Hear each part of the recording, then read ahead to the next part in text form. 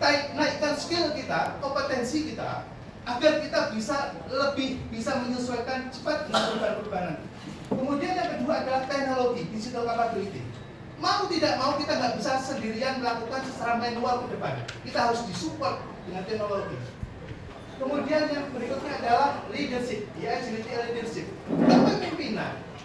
Kepemimpinan, Bapak Ibu yang hadir di saya semua adalah pemimpin di masing-masing lembaga kita. Nah, kita harus memiliki hal yang sangat visioner dalam melakukan perubahan. Perubahan apa yang harus kita lakukan? Nah, kemudian berikutnya adalah inovasi. Inovasi produk, Bapak Ibu terutama. Nanti saya akan lihatkan ya pendampingan yang saya lakukan untuk beberapa perusahaan dan korporasi dalam kaitannya dengan product development untuk menghadapi perubahan. Nah, Bapak Ibu sekalian, ini landscape yang kita hadapi. Dari sini nanti kita bisa ambil, Bapak Ibu sekalian, pengetahuan yang penting. Yang pertama, Bapak Ibu sekalian, kita harus optimis bahwa ternyata UMKM kita ini 99% jumlahnya. Dan Bapak Ibu sudah sering mendengar itu. Tapi kadang kita nggak bisa mengambil opportunity dari situ. Nah, kemudian hal yang lain kita perlu ketahui juga bahwa kontribusi pertumbuhan kita itu sangat ditentukan oleh UMKM ini 60%, berarti separuh lebih pertumbuhan tadi yang muncul itu karena ada kontribusi dari UMKM. Nah, UMKM kita, Bapak Ibu sekalian, kalau Bapak lihat di sini ada angka, nggak perlu lihat semuanya, Bapak Ibu sekalian. Coba kita lihat yang warna putih agak besar ini.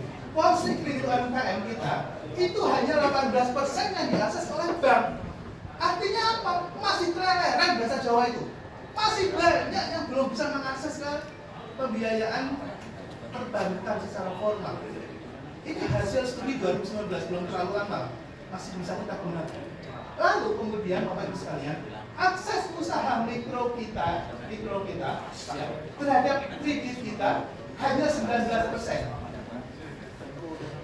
Oke, jadi kita ada optimisme bahwa sebenarnya bicara tentang pasar jangan khawatir, Bapak Ibu, kita masih banyak.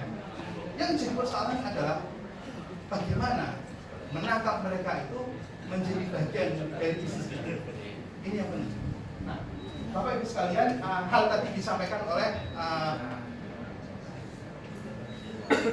otoritas dari Samsung terkait dengan literasi dan inklusi. Ini ada literasi, ini ada inklusi. Maksudnya apa bedanya? Literasi itu orang yang paham tentang industri kita. Paham, misalnya kenal LKM, LKM paham nggak? Tahu nggak LKM? Kalau dia bilang, saya tidak tahu LKM, oh berarti nggak ada literasi. Itu gampangnya begitu lah. Bapak Ibu ketika ditanya, kenal nggak dengan LKM? Oh kenal. Kemudian ditanya yang kedua, ini studi namanya. Yang kedua ditanya, Bapak Ibu pernah nggak dapat pinjaman atau menabung di LKM? Tidak, berarti tidak terinklusi. Itu gampangnya begitu, ya. Nah, bedanya di mana? Bedanya nih, Bapak Ibu sekalian. Tadi Bapak menyampaikan yang di depan itu otoritas 17%, ya, di EKMB, termasuk kita di dalamnya.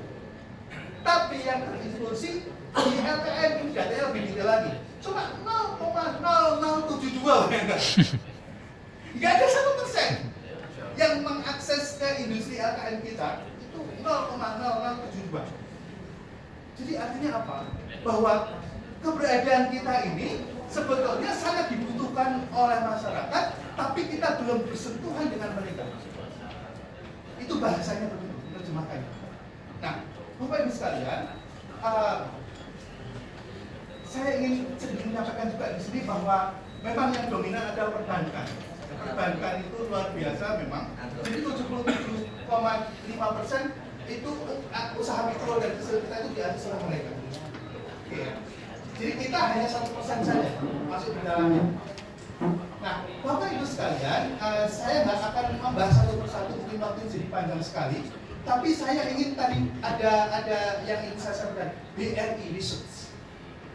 Ada apa dengan BRI Research dan kemudian apa mereka lakukan setelah research itu? Nah, ini studi yang mereka lakukan. Mereka studi di seluruh Indonesia, dengan jumlah sampelnya adalah 6.523. Oke, ini yang kita ingin tangkap ada dua hal, Bapak Ibu. Istilah yang mungkin saya gunakan juga. Ada yang namanya indeks bisnis, ada yang namanya ekspektasi bisnis. Indeks bisnis itu apa Bapak Ibu? Volume di dalamnya, volume bisnis. Itu indeks bisnis. Jadi kalau volumenya itu bertumbuh dan berkembang, maka indeksnya makin bagus gitu. Tapi sebaliknya, kalau indeksnya turun berarti artinya bahwa volume bisnisnya turun. Gampangnya begitulah. Ya. Nah, lalu di sisi ini ada ekspektasi. Ekspektasi itu apa? Yang dipikirkan oleh para usaha mikro kita. Yang dipikirkan itu apa oleh mereka? Sehingga nanti kita bisa tangkap. Ya. Nah, ini ceritanya begini Bapak Ibu. Ternyata kita memang mengalami decline. Ketika terjadi kemarin pandemi ya, 2020, 2021, tapi 2021, 2022 itu sudah mulai naik. Tapi yang paling membuat kita menjadi sangat kemudian wah ini tidak boleh kita lepas itu apa? Yaitu di sini. Bahwa semangat dan spirit, ekspektasi dan harapan para usaha mikro kita itu tidak pernah jatuh, tidak pernah turun. Dia selalu ingin fight. Itu. Nah, lalu kemudian kita harus bagaimana? Nah, ini saya mau persingkat saja, saya akan jelaskan secara detail.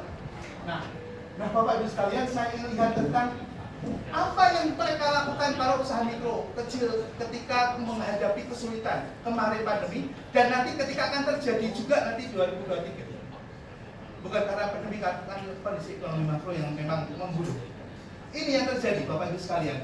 Kalau kita tanya mereka, gitu ya, kalau tanya mereka, ini, pernah nggak mereka jual aset ketika terjadi kondisi yang memburuk tadi?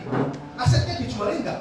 Ini kita perlu tahu sebagai salah satu pelaku usaha yang handle mereka. Ini usaha mikro yang ditanya. Ternyata yang mereka jual hanya 26% aset.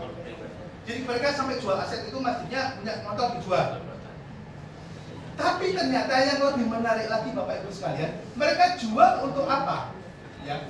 Aset yang pernah dijual selama pandemi apa saja ini bisa kita lihat. Yang paling banyak adalah mencairkan deposito simpanan. Jadi kalau Bapak Ibu kemarin turun gitu ya volume bisnisnya karena para anggota itu pada lari, itu wajar. Gitu ya, wajar. Itu yang paling banyak dilakukan. Tapi yang lebih besar lagi adalah motor, kendaraan. Itu mereka banyak yang jual.